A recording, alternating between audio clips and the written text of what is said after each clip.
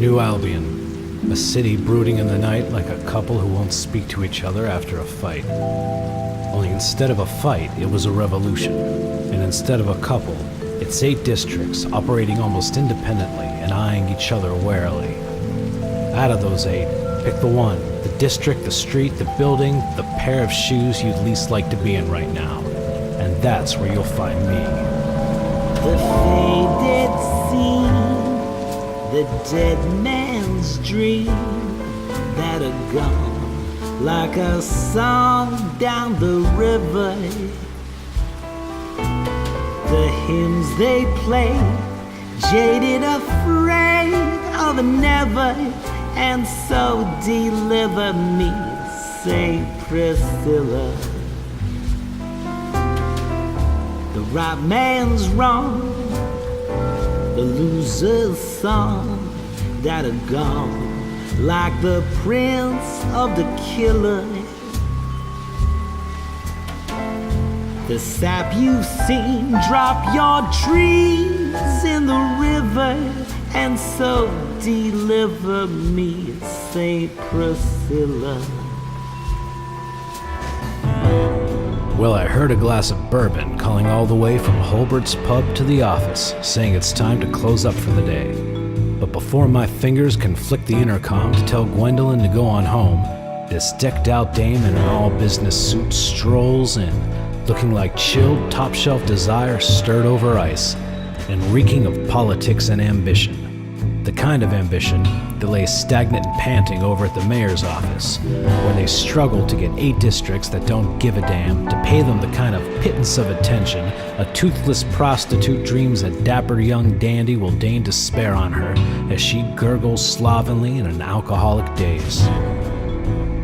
Well, this dame's not the kind to take the time to congratulate or chastise me for that epic last sentence, so I don't take it personally when she gets right down to business.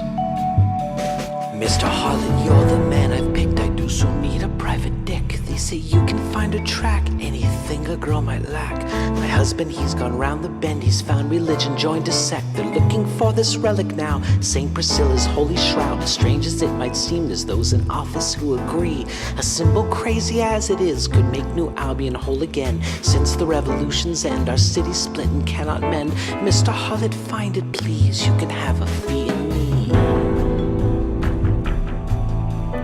I've been hearing rumors about these voodoo poo, some weird underground religious thing that after the revolution has started slowly poking its head out again. Well, the whole thing smells nuttier than squirrel crap under an oak tree, but she flirts well and pays even better, so off I go to find this stupid shroud. Skip a boring chapter or two, and next I'm in the Iron District, squeezing down a hefty middle-aged metalomancer I go back with, who's recently found the light and joined the voodoo poo.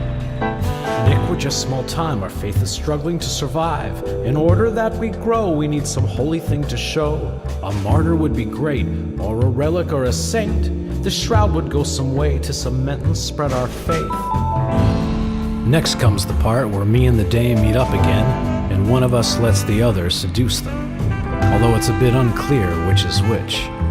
The whole seduction takes place around the context of discussing how the mayor's office is hoping to cultivate and use a state-sponsored religion in order to establish a citywide identity and unity. But the discussion gets too hot to keep talking religion and politics. And thus, a prudent fade out later, I'm walking home when I'm approached by a serene-looking gentleman who wastes no time in cutting to the chase.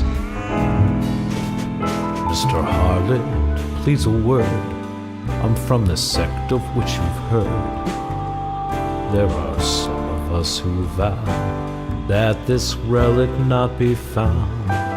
The mysticism of our faith, just such an idol would profane. I beg that if you find it, please discreetly leave it, sir, with me. Skip some more boring chapters, although there's 2 pretty good fight scenes, the first of which I lose, but the second one I win, so yay for me.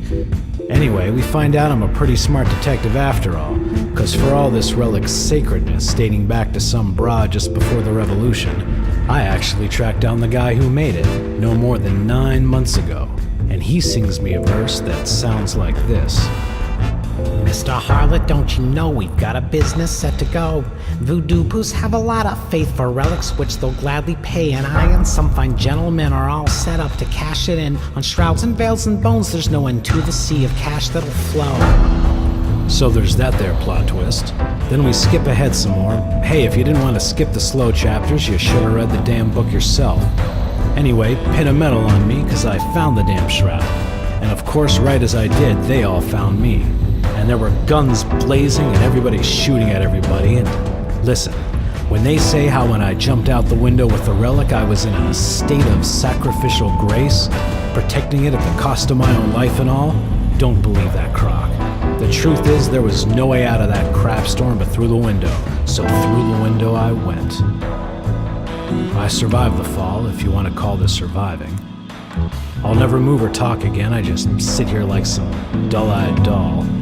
But the church takes care of me, oh they do. I'm their new poster boy, their living paraplegic martyr who sacrificed himself for their relic, their next saint, Saint Harlott. They wheel me out on the weekends to a worshipful crowd and praise my name. They tell themselves as the religion grows, the city will heal. And you know, the funny thing is, as they worship, I do indeed pray. I pray something fierce. I pray to Saint Priscilla or whatever other callous sod can hear me to deliver me indeed. Deliver me from this damn city of fools and saints. The faded scene, the dead man's dream that are gone, like a song down the river. The hymns they played, shaded afraid of never, and so deliver me, Saint Priscilla. The right man's wrong, the lover's song that are gone, like the praise of the killer. The sap you've seen, drop your dreams in the river, and so deliver me, Saint Priscilla.